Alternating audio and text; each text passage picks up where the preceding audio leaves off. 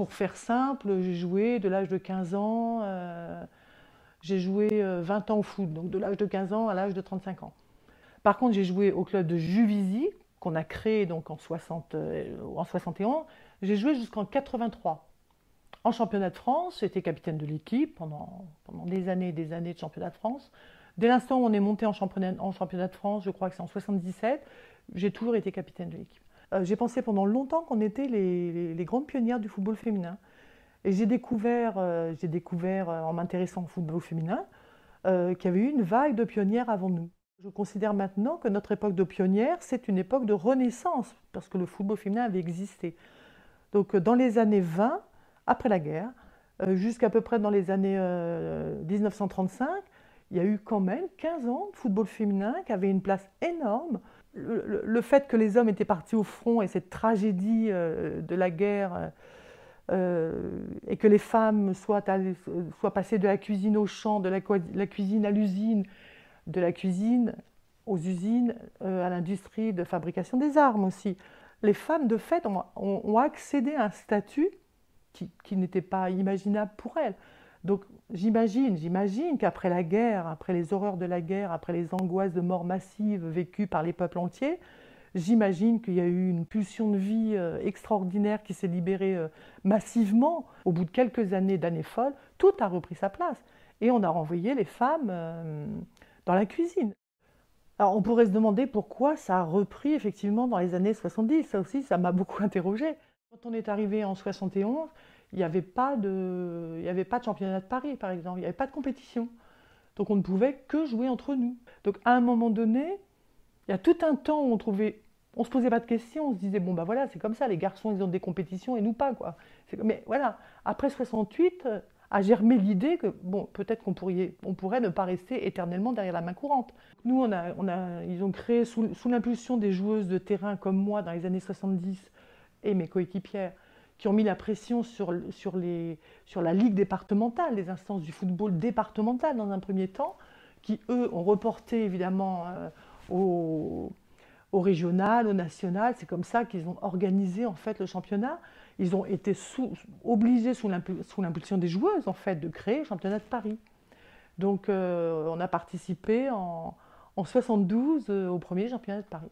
Par contre, dès qu'on a commencé à entrer dans une compétition officielle, c'est-à-dire dès le premier championnat en 72, je me suis rendu compte moi que voilà, que c'était pas naturel de jouer au football féminin. C'est la première fois que je me rendais compte. C'est quand le public nous a renvoyé des insultes, des quolibets, des moqueries, évidemment extrêmement misogynes, extrêmement sexistes.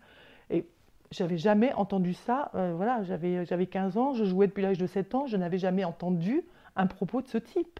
Et bon, j'ai fait le choix de rester et j'ai compris qu'en restant, eh ben, il allait falloir encaisser, accepter et puis rester surtout, ne pas partir et faire évoluer les mentalités, ce qu'on a fait. Autant moi je dis que les 10 premières années ce sont les années de renaissance finalement pour faire référence aux premières pionnières, autant je dirais que les années 80 jusqu'aux années 90 d'ailleurs, qu'on rentre dans une ère de tolérance. La Fédération française de football, la Ligue, c'est-à-dire toutes les instances de football n'ont créé les championnats que sous l'impulsion des joueuses.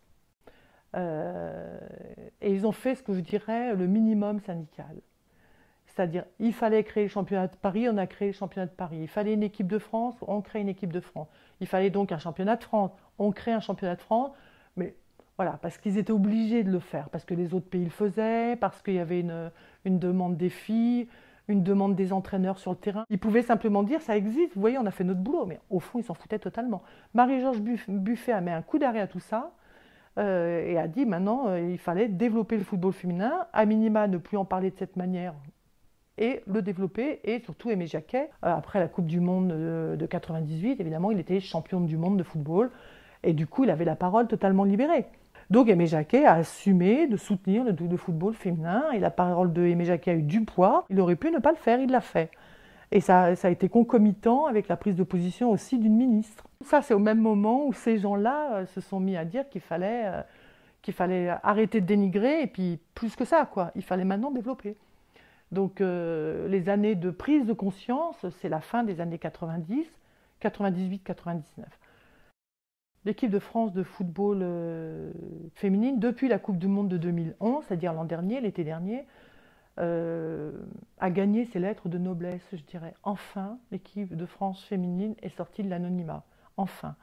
Alors, elles ont fait un super résultat puisqu'elles elles ont fini quatrième de la Coupe du Monde, ce qui est un exploit hein, pour l'équipe de France féminine, parce que moi, je considère que l'équipe de France féminine a au moins une génération de retard par rapport aux grandes équipes, aux grands pays du football féminin.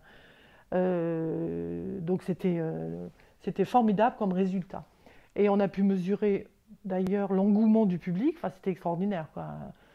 Moi je ne m'attendais pas du tout à ce que le public réponde de cette manière-là. Enfin, une chose qu'on entendait très fréquemment, tiens, il y a du football féminin. Enfin, les gens découvraient le football féminin qui existait depuis 40 ans. Hein. Alors, vous pouvez imaginer, quand on a vu l'équipe de France féminine à la Coupe du Monde d'Allemagne en 2011, pour les pionnières, on était quelques-unes à se réunir. Quand on a vu cette équipe, quand on a entendu la Marseillaise, quand on a vu que c'était diffusé à une heure de grande écoute, en direct, ça n'était presque jamais arrivé pour le football féminin, ben, je crois qu'on a fondu en larmes, tout simplement. Pour nous, c'était extraordinaire. C'était une reconnaissance. On pensait qu'on ne le verrait jamais. Voilà, on était face à des images qu'on avait espérées pendant 40 ans. Et pour nous, c'était énorme.